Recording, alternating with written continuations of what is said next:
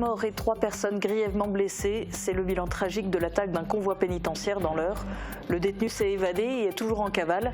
Par solidarité et pour faire part de leur ras-le-bol au ministère et à l'administration pénitentiaire, les surveillants pénitentiaires sont mobilisés à Sarreguemines comme dans toute la France.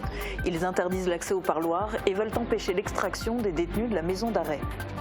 Le parcours de la flamme olympique en Moselle vient d'être dévoilé en détail. Le président du conseil départemental, Patrick Weiten, a réuni la presse et les élus des villes traversées par la flamme. Un drapeau militaire pour des élèves du lycée Jean de Pange. Il est à l'effigie de la classe de défense et de sécurité globale et floqué du blason de Sarreguemines. 34 élèves ont déjà pu découvrir le premier régiment d'artillerie de Sarrebourg grâce à un partenariat. Rendre le regard à ses patients. Cyril Hay ne peut pas leur rendre la vue, mais il leur confectionne un œil personnalisé pour leur rendre leur regard. Cet oculariste, originaire de Strasbourg, intervient dans tout le Grand Est pour des patients de tous âges.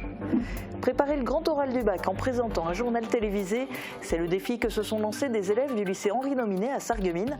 Ils ont préparé leur JT avec un journaliste de l'Est républicain. Bienvenue sur Mosaïque Cristal. On va beaucoup s'intéresser à la culture aujourd'hui. Et avec nos invités du jour, Aude Cornier et Vincent Manzi, on fera un focus sur 2 artistes japonais qui vont être exposés à la galerie Arpège de l'institution Sainte-Chrétienne-la-Salle. Ils seront d'ailleurs à Sarreguemines pour le vernissage demain soir. On vous en dit plus dans quelques minutes. On va d'abord devant la maison d'arrêt de Sarreguemines où les surveillants pénitentiaires sont mobilisés. Ils accusent le coup après le décès de 2 de leurs collègues hier, froidement abattus par des malfaiteurs venus récupérer l'un des leurs durant une extraction judiciaire. Guillaume, tu es sur place, quel est le sentiment qui règne ? Alors ici à Sarreguemines, comme dans l'ensemble des établissements pénitentiaires en France, les syndicats ont appelé à une journée prison morte. Alors très concrètement, ça signifie qu'il n'y a pas d'accès au parloir pour les familles de détenus possibles, ni la possibilité pour les forces de l'ordre de venir récupérer un détenu pour l'amener par exemple au tribunal. C'est une action en réponse à ce qui s'est passé hier et je me trouve en compagnie de Thomas Juncker. Du coup, vous êtes également surveillant pénitentiaire à Sarreguemines. On a rappelé les faits, Julia l'a rappelé à l'instant, donc il y a eu une opération d'un commando qui est venu récupérer un détenu et qui a tué 2 de vos collègues. Alors quel est le sentiment qui vous habite comme tous les surveillants pénitentiaires de France ? Aujourd'hui, c'est difficile de s'arrêter sur un seul sentiment. Je pense qu'il y en a beaucoup qui se mêlent. Il y a bien sûr énormément de tristesse, il y a du recueillement, il y a de la colère, il y a tellement de choses qui se mêlent que c'est difficile d'en sortir un. Mais avant tout, on est là aujourd'hui pour penser à nos collègues qui ont été abattus lâchement sans aucune chance de s'en sortir, aux collègues qui sont blessés et à qui on souhaite le meilleur rétablissement possible, bien qu'on sait déjà d'avance qu'ils seront marqués à tout jamais par ce qui leur est arrivé. On pense fort à leur famille. Voilà, les sentiments sont extrêmement mêlés aujourd'hui.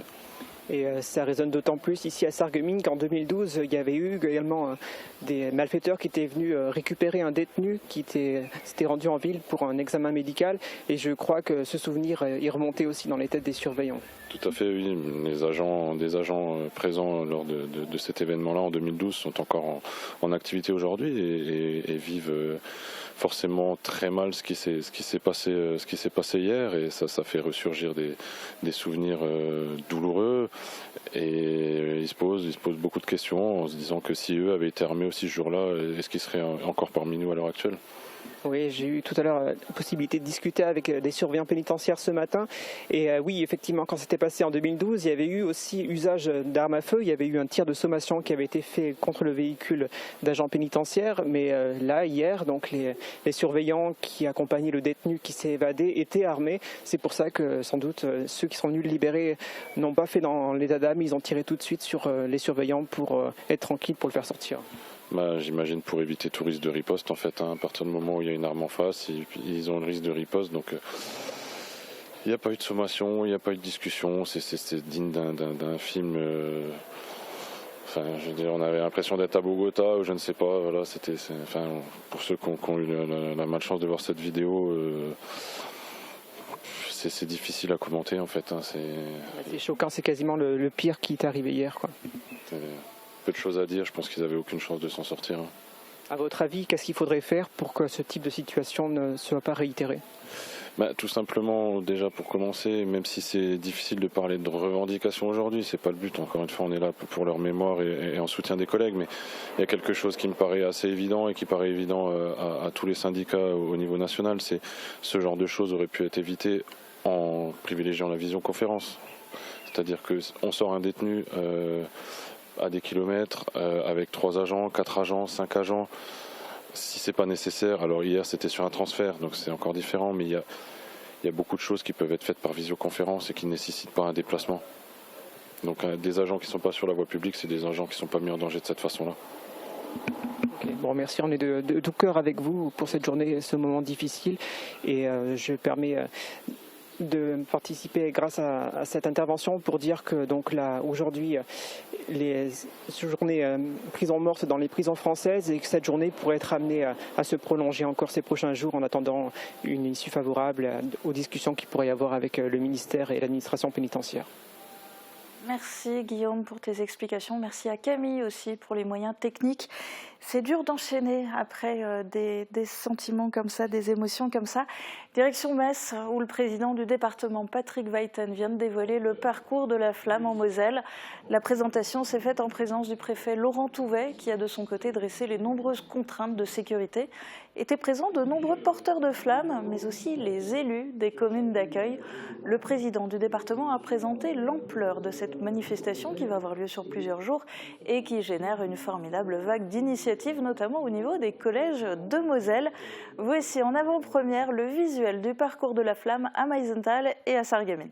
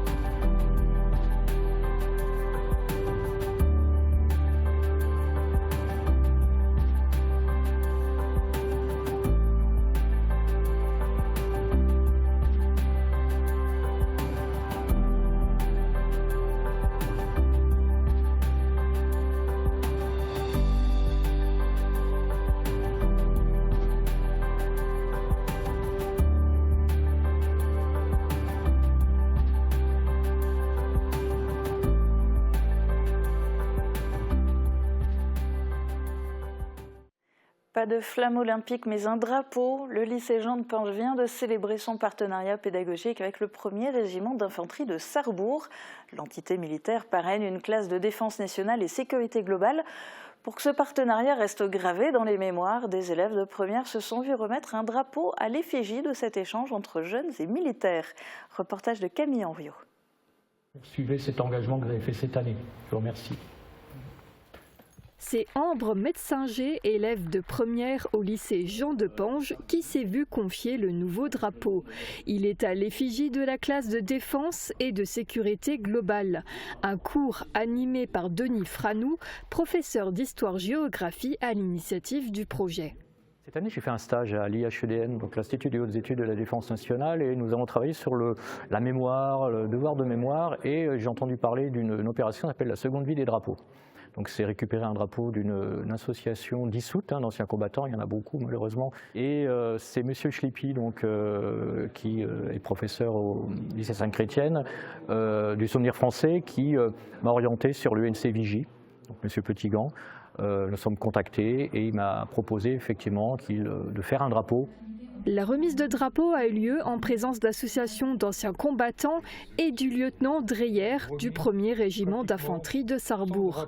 Grâce au partenariat avec cette entité militaire, 34 élèves du lycée Jean de Pange ont pu découvrir le régiment, se renseigner sur le parcours des militaires grâce à plusieurs rencontres. J'ai pu voir tous les liens qu'on a entre l'armée de terre du coup, et nous les jeunes, et comment ça se déroule, comment tout ça se passe, qu'on allait au régiment et on a pu voir comment ça se passe, et c'est vraiment un des meilleurs souvenirs que je garde. Engagé dans le travail de mémoire, Denis Franou souhaite poursuivre ce projet pédagogique qui permet de rapprocher la jeunesse et l'armée. C'est pas d'en faire des militaires du tout, hein. S'il y en a qui veulent s'engager après, bah, tant mieux. Mais c'est surtout là de leur faire comprendre à quoi sert l'armée, que finalement nos deux mondes ne sont pas autant séparés les uns que les autres. On est tous au service de l'État, les professeurs, les militaires, on a des messages à faire passer auprès de la jeunesse. Donc c'est ça. Puis aussi montrer qu'aux jeunes, on peut s'engager à travers justement la participation des cérémonies et se reconnaître derrière un drapeau. Floqué du blason de Sarreguemines, ce drapeau sera remis chaque année à la classe de défense et sécurité globale. Il sera également utilisé lors des prochaines cérémonies patriotiques. Connaissez-vous le métier d'oculariste? Cyril Hay confectionne les prothèses oculaires pour des personnes qui ont perdu un œil. Originaire de Strasbourg, il intervient un peu partout dans le Grand Est pour redonner le sourire et surtout le regard à ses patients. Lucie Philippot l'a rencontré. Quand elle est née, l'œil d'Olda n'a pas grandi. Il ne s'est pas développé correctement. Alors le mieux pour elle, ça a été de mettre une prothèse. Comment ça se passe, Valentin, avec la prothèse là? Valentin a lui aussi fait ce choix. Depuis très jeune, il ne voit pas correctement de son œil droit. La prothèse, ça change tout. C'est hallucinant comme ça change, on va dire, parce que mon œil, il est beaucoup plus ouvert. Ensuite, il a retrouvé une couleur normale. Quand on a un handicap de base, on regarde vraiment comment les gens nous regardent et c'est compliqué après d'avoir des interactions sociales avec les gens. Et avoir cette prothèse me donne vraiment l'impression de ne pas avoir d'handicap. Derrière ces prothèses oculaires se cache Cyril. Cet oculariste autodidacte s'est formé lui-même alors qu'il commençait dans un cabinet à Strasbourg. Je ne connaissais pas le métier de base, mais vraiment, c'était impossible pour moi d'enlever une prothèse. Je me disais que ouais, quand on enlève une prothèse, il y a un trou, ben, toutes les questions qu'on se pose, hein, c'est normal. Et une fois, je n'avais pas le choix de le faire. Et en fait, ça ne m'a rien fait. J'étais tellement content, une petite fierté, on va dire, personnelle. Une prothèse est prise en charge à 100% par la sécurité sociale. Son prix, de 700 à 1100 €. Mouler consciencieusement, peindre minutieusement, polir scrupuleusement sont les différentes étapes pour obtenir une belle prothèse. Cyril met un point d'honneur à ce que tout soit parfait pour le patient. Quand mon patron posait les prothèses, il me disait ah, « Cyril, regarde, est-ce que tu es content ?» Lui, il trouvait ça bien. C'est vrai que c'était joli, même les gens... Mais moi, je me disais toujours dans ma tête, je peux faire mieux. En fait, c'est ça, en fait. Je me disais, pourquoi j'ai pas mis cette teinte? Et c'est à force d'être comme ça que maintenant, j'arrive à des beaux résultats. Mais je sais que je peux encore faire mieux. Cyril ne redonne pas la vue, mais embellit le regard de ceux qui l'auraient perdu. Présent dans tout le Grand Est, il garde un œil sur ses patients. Demain, vous avez l'occasion de découvrir des formations et des offres d'emploi dans tout type de métiers et dans l'ensemble de la grande région. Rendez-vous à la Saarlandhalle de Saarbrück de 10h à 18h pour le salon interrégional de la carrière. L'entrée est bien sûr gratuite et vous pourrez même faire des photos pour votre CV dans le studio photo mobile qui sera à votre disposition. C'est une plongée dans le métier de journaliste. Plusieurs élèves de la filière S2TS, Sciences et Technologies de la Santé et du Social du lycée Henri Nominet, ont eu la visite d'un professionnel. L'objectif de la séance était de rechercher des informations sur un sujet et de créer un petit journal télévisé. Explication dans ce reportage de Thibaut Desmerlet. Où cherche-t-on les informations? Quel angle utiliser pour le sujet? Voici des questions que ces élèves en première ST2S du lycée Henri Nominet se sont posées. Jérôme Bouvreau, journaliste et éducateur à l'Est républicain, est venu transmettre une partie de son savoir sur son métier. Mais son objectif n'est pas qu'une simple présentation du journalisme, il souhaite aussi qu'il se retrouve dans l'énorme flux d'informations diffusées sur le web par les médias. De les aider, on va dire, à faire un petit peu le tri dans tout ça, à découvrir un petit peu le métier de journaliste. Si ça peut créer quelques vocations, c'est super, mais ce n'est pas l'objectif premier. L'objectif premier, c'est vraiment d'en faire un peu des citoyens éclairés. Moi, je le vois plus comme une démarche d'éducation. Je reprends parfois des concepts un petit peu d'éducation populaire, ce genre de choses, voilà, pour qu'ils soient le plus armés possible par rapport à tout ça. Julie Verquet, leur professeur de sciences et technologies de la santé et du social, et Christine Kessler, professeure documentaliste, leur ont proposé cette formation pour les aider à développer leurs compétences. l'idée, c'est aussi de leur préparer à l'oral et sur des thèmes donc, qui les intéressent. Donc l'idée pour eux, c'est de choisir un sujet d'actualité en lien avec la santé ou le social. Le but de la séance est de rechercher des informations sur ce sujet, les vérifier et construire une présentation orale qui sera sous la forme d'un journal télévisé. C'est une expérience intéressante pour Tiffany. Moi je trouve ça très sympathique car en règle générale c'est pas proposé dans les lycées ou dans les collèges et puis c'est surtout pratique pour découvrir d'autres métiers possibles après le bac parce que on n'a pas forcément d'idées encore là tout de suite. Ce type d'action est notamment possible grâce au Centre pour l'éducation aux médias et à l'information, le CLEMI, rattaché à l'Éducation nationale. Un esprit sain dans un corps sain, plusieurs rendez-vous sportifs vous sont proposés pour ce long week-end de Pentecôte. Dimanche, vous aurez l'occasion de traverser le Fort Cassot en courant ou en marchant. La Rohrbachoise passe à travers le fort. Départ à 10h de la salle Robert Schumann à Rohrbach pour la course de 10 km et départ du même endroit à 10h15 pour les 2 parcours de marche, 7 ou 10 km. Pensez à vous préinscrire jusqu'au 18 mai, ça vous coûtera 2 € de moins. Lundi, c'est férié. Namasté, l'association de randonneurs à but humanitaire, organise sa 40e marche populaire. 3 circuits sans difficulté particulière vous sont proposés de 6, 10 ou 18 km au départ du terrain de foot de Sarinsmin. Les départs se font de 7h à 14h et la marche aura lieu quelle que soit la météo. Pas de souci de météo pour le gala de catch, il a lieu sous chapiteau. C'est le rendez-vous annuel à Rémolfin, chaque dimanche de Pentecôte. 18 catcheurs seront au rendez-vous cette année. Il y aura même un combat féminin avec 4 catcheuses sur le ring. Et il y aura aussi un match pour le titre du championnat d'Europe de la Fédération européenne de catch sportif. Pour ceux qui s'inquiètent malgré tout de la météo, voici déjà les prévisions pour demain. Protégez et mettez en lumière votre maison avec toutes les nuances de crépi proposées par Modèle Habitat.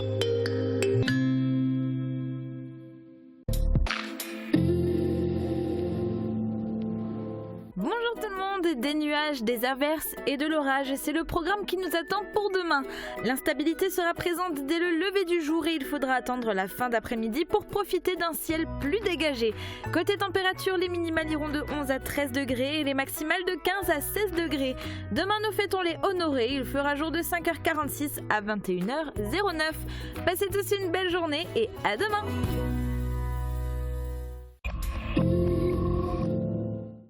La culture s'invite au pays de Beach. Rendez-vous samedi 18 mai pour la folie des années 80. Cookie Dingler, Patrick Hernandez, Jean-Pierre Madère et William de début de soirée seront sur scène et interpréteront des titres rassemblant toutes les générations. En fin de concert, musique des années 80 jusqu'au bout de la nuit avec DJ. Réservez votre place au siège de la communauté de communes du pays de Beach ou en ligne sur product-son.fr.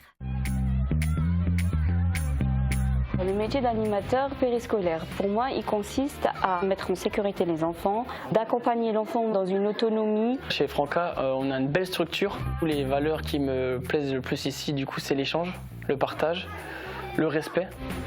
Vous aussi, devenez animatrice ou animateur chez les Franca. Je pense que j'aurais besoin d'appareils auditifs, mais c'est sûrement trop cher et ça n'entrera pas dans mon budget. Un problème d'audition n'est pas à prendre à la légère. Il doit être traité au plus vite. Grâce au dispositif 100% santé, vos aides auditives sont prises en charge par la sécurité sociale et votre mutuelle. Vous n'aurez donc pas à vous soucier du prix des appareils.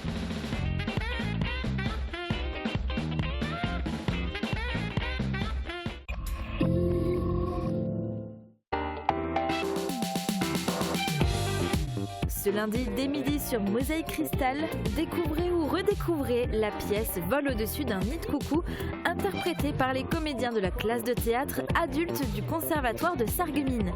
Dans cette nouvelle adaptation mise en scène par Margot Gauer, revivez les émotions tragicomiques de ce célèbre roman. Un programme à ne pas manquer sur Mosaïque Cristal. La Galerie Arpège, c'est un lieu culturel insolite car situé dans un établissement scolaire. On va en parler avec la présidente et le président d'honneur. Vincent Manzy, est-ce que vous pouvez nous retracer en quelques mots l'histoire de cette galerie ?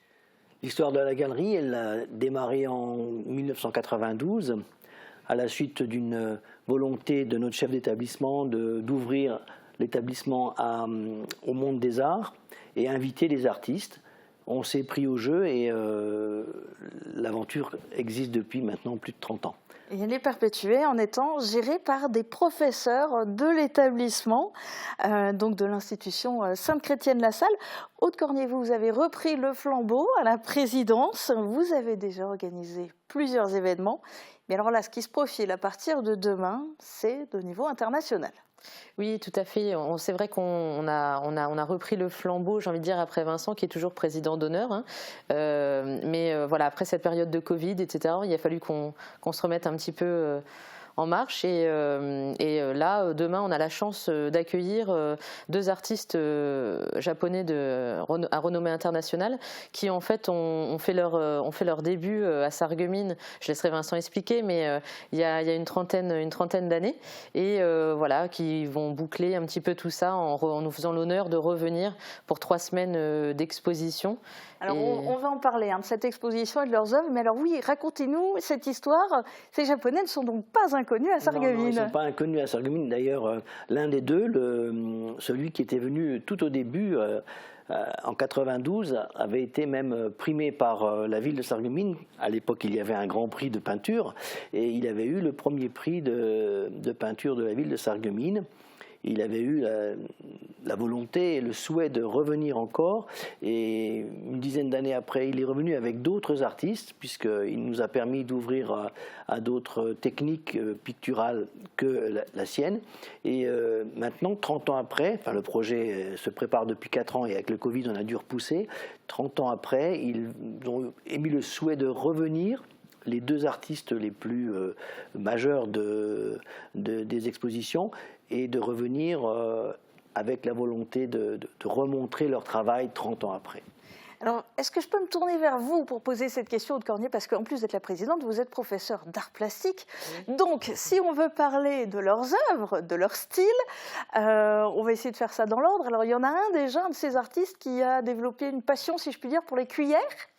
Alors, on a effectivement Akemi Noguchi, qui est un grand artiste graveur, qui utilise la technique de la manière noire. Après, effectivement, nous, on a prévu des ateliers pour qu'il puisse montrer cette technique. Il apporte sa presse. Je regarde Vincent parce que forcément, voilà, c'est lui qui a organisé, connaissant les artistes depuis si longtemps, on a organisé tous ensemble ces ateliers qui vont être faits avec les élèves jeudi après-midi et vendredi. Donc il a apporté sa presse, son papier. Là, avec les élèves, il va travailler sur plaque de plexi, voilà, pour pouvoir graver. C'est vrai que les gens qui vont venir au vernissage auront peut-être après envie de se renseigner un petit peu plus sur la technique de la gravure, le fait de travailler sur plaque de cuivre, sur différents supports. Mais c'est un travail très très long, très minutieux. Voilà, c'est vraiment une technique à part entière, et je pense vraiment que c'est à découvrir pour les gens qui n'ont jamais vu des gravures en manière noire de si près. Et alors on le voit dans l'exposition dont on a pu avoir quelques images en avant-première, il y a à la fois cette passion pour les cuillères et une passion pour les nuages. Vous avez l'explication, vous savez pourquoi? Alors l'artiste Akemi Noguchi est arrivé en France dans les années 80. Et comme tout artiste, il avait très peu de moyens de subsistance et il a beaucoup vécu dans le métro. Il a erré dans le métro d'abord, et puis après il s'est pris passion de ce monde et de cette source d'inspiration qu'était le métro. Il a représenté pendant 25 ans toutes les stations du métro. Ça a donné des œuvres magistrales qui sont d'ailleurs exposées en partie au musée Carnavalet, qui est spécialiste de l'histoire de la ville de Paris.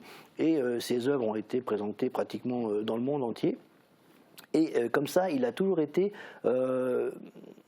intéressé par une thématique, et les nuages, puisqu'il les observe souvent et longtemps, puis le pain comme élément du réel par rapport aux besoins de l'homme.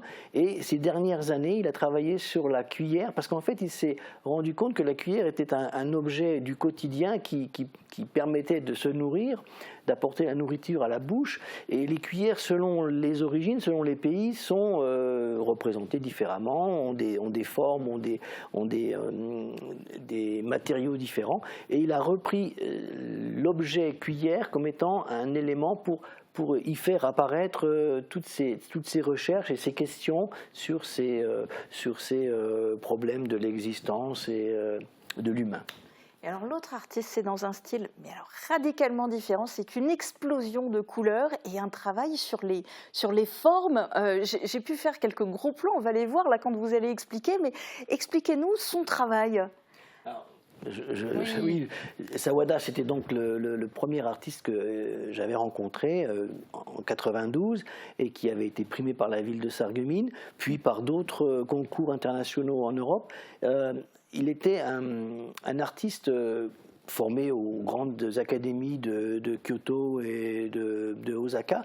Il était un spécialiste de l'hyper-réalisme et de l'hyper-figuratif. Et c'est pas du tout ce qu'on voit dans l'exposition. Eh bien si, on a voulu encore montrer une œuvre de cette époque-là. Et avec le temps, puisqu'il est à côté de ça aussi grand maître d'art martial, hein, il est grand maître de Taïkiken, il a voulu montrer la relation entre l'homme et l'être sur Terre, son passage sur Terre. Et donc, il a évolué dans sa technique, il a évolué dans son support, mais on peut retrouver sur les dernières œuvres quand même des éléments qui montrent qu'il maîtrise totalement le figuratif. Il peut, par exemple, il y a un tableau qui représente des asperges, il peut très bien remettre alors ce tableau justement là, effectivement, c'est le seul dans l'exposition où tout d'un coup, au milieu de ces couleurs et de ces formes, par-dessus, on voit cette botte d'asperges. Ben oui, parce qu'il a beaucoup représenté des objets du quotidien, ou des animaux, ou des personnes, toujours en montrant le passage de l'homme sur la Terre. Et il était très, très pris par cette thématique du temps. Un peu comme on a aussi le portrait qu'il a réalisé, enfin le portrait qui est dans votre exposition. Ça, c'est son époque en fait où il a été l'élève du peintre belge Paul Delvaux, puisqu'il a fait une partie de ses études en venant en Europe à l'Académie des Beaux-Arts de Bruxelles. Il a été d'ailleurs primé dans cette école des Beaux-Arts de Bruxelles. Et là, il a voulu montrer de quoi il est parti. Et maintenant, il est dans l'abstraction totale. Sur des supports. On est vraiment dans cette explosion de couleurs et de couleurs. Chaque tableau a des reliefs, des styles, des formes complètement différentes en fait. Oui. Et plus les années passent, parce que maintenant il est quand même âgé et il a l'intention de repartir au Japon bientôt. Et plus les années passent, plus son support prend du volume, prend de l'épaisseur. Là, il utilise de la mousse de polyuréthane qu'il applique sur ses toiles, qu'il après va mettre en peinture. Et à travers ça, il veut exprimer l'existence de l'être, puisque la toile, comme il le dit lui-même, il faut être en face de l'œuvre, faire abstraction de tout ce qu'il y a autour et de plonger dans l'œuvre. Et donc à découvrir sur place pour réussir à plonger. Si le public fait l'expérience, il pourra avoir des sensations assez subtiles et intéressantes. Alors la première occasion, c'est demain soir lors du vernissage et ça va être une sacrée soirée. Oui, on attend. On a aussi la chance et l'honneur d'accueillir la vice-consul du Japon à Strasbourg. Voilà, on a vu que le monde de la culture répondait présent demain soir et on l'espère, le public Sarreguemines et des alentours, nous, notre public scolaire aussi. Mais on a cette chance d'accueillir deux grands artistes internationaux et qui seront là, qui seront présents. Ils repartent samedi matin, donc ils seront présents pour le vernissage, ce qui est déjà exceptionnel, et puis pour quelques ateliers avec des élèves. Donc on va en profiter un maximum jusqu'à samedi matin, et on est vraiment content parce que l'association Arpège a vraiment pour objectif de mettre l'art et les sciences humaines au centre des interrogations et puis de pouvoir faire partager ça à un maximum d'enfants, d'élèves et puis surtout on reste ouvert au public. L'exposition, voilà, je le rappelle, sera ouverte au public tous les après-midi de 14h à 18h, sauf le week-end, parce qu'on n'oublie pas que même si on a la chance d'avoir le label LAC du rectorat de l'éducation nationale qui est lieu d'art et de culture, on reste quand même dans un milieu scolaire, dans une école, même si la galerie Arpège est une ancienne chapelle et voilà, le lieu est tout à fait, vous l'avez montré sur vos images, adapté pour de belles expositions, mais donc on n'est pas ouvert le week-end, mais tous les après-midi ouverts à tout le public et on espère que, voilà, que les amateurs et les amoureux d'art répondront présents.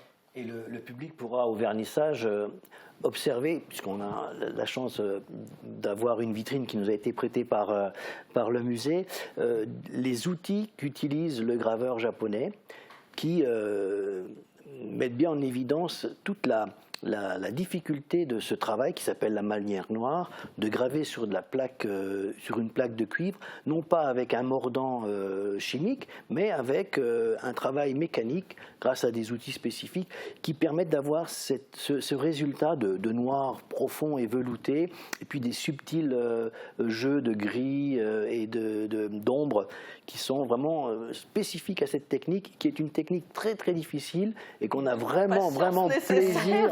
Oui, je pense que pour donner l'information, pour réaliser une plaque à graver, il met 1 an, l'artiste. Et après autant de temps pour faire les tirages.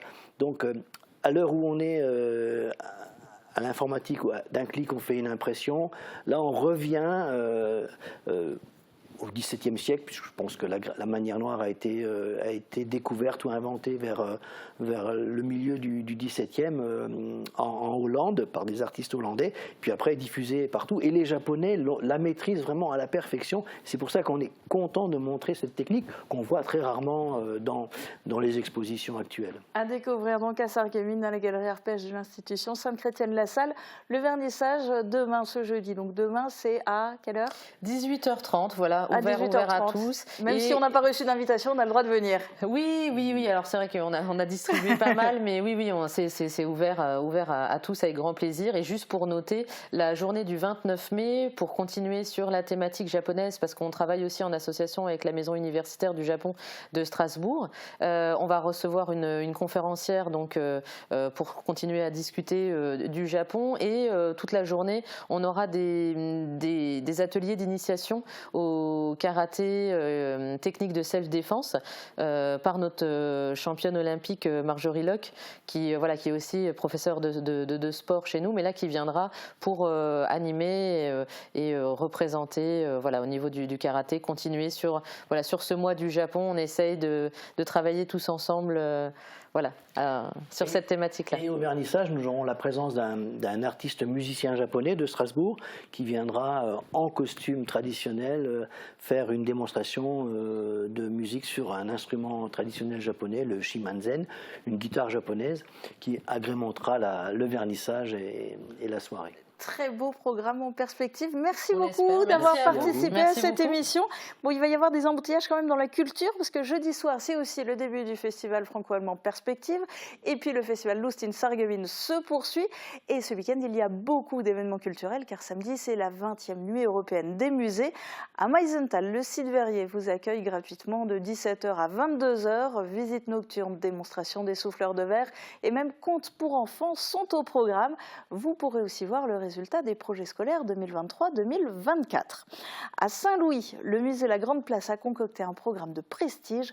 Vous allez pouvoir assister au montage d'un lustre. Les experts seront là pour vous expliquer qu'il y a plus de 50 000 combinaisons créatives possibles. L'entrée est gratuite de 18h à 21h30. Au Moulin de la Blise à Sarreguemines, il y aura des visites flash et des démonstrations et vous pourrez librement visiter les 2 expositions temporaires, Cristallisation et l'Art déco s'invite Suite au Moulin. Ça se passe ce samedi de 18h à très exactement 23h59. Mêmes horaires au musée de la Faïence au centre-ville avec là aussi des visites flash de 10 à 15 minutes pour vous détailler l'histoire d'une œuvre ou vous dévoiler un coup de cœur. Et vous pourrez visiter librement l'exposition temporaire L'Art Déco s'invite à table. Il n'y a pas que les musées au programme ce week-end. Samedi soir, ce sera la folie des années 80 à Bitche. Des artistes légendaires seront sur la scène de l'Espace Cassin. Ce concert, programmé dans le cadre de la saison culturelle de la communauté de communes du Pays de Bitche, va s'achever en soirée dansante avec un DJ. Concert d'un tout autre genre à la Halverrière de Meisenthal, les Toxic Frogs vont mettre le feu à la boîte noire. Ces filles déjantées assument leur rock celtic punk. Ces militantes n'ont pas leur langue dans la poche et savent enflammer les foules. Pensez à prendre votre billet en prévente, c'est moins cher. Enfin, rendez-vous vendredi à 20h à Putelange pour une séance de cinéma sur grand écran. Charlotte Gainsbourg et José Garcia dans Nous les Leroy. La soirée vous est bien sûr proposée par le Foyer des Lacs. Et puis on continue sur grand écran, mais cette fois au cinéma Forum de Sarreguemines pour une avant-première. C'est Jean-Marc Carpels qui va vous la dévoiler. Festival de Cannes oblige, puisque le festival démarre ces jours-ci. Je vais vous parler non pas d'un film de la sélection officielle en compétition, mais d'un événement au Festival de Cannes, puisque ce sera une avant-première mondiale. Effectivement, c'est Furiosa, une saga Mad Max, alors avec toujours George Miller aux commandes. Et le film revient à Cannes, où il avait déjà été, où Fury Road avait été présenté sur le même principe en 2015. Et là, on se trouve sur un préquel par rapport à Fury Road, avec une actrice qui monte, une des stars de Hollywood, en l'occurrence Anya Taylor-Joy, et qu'on a notamment remarqué dans des films de Night Shyamalan, mais également et surtout dans une série, Le Jeu de la Dame, où les avis étaient unanimes par rapport à sa prestation, et avec celui qu'on ne présente plus, Chris Hemsworth. Et donc là, George Miller ouvre une nouvelle séquence avec cette possible future saga, et nous avons la joie de le présenter à partir du mardi 21 mai, en avant-première pour une sortie nationale, à partir du mercredi 22 mai.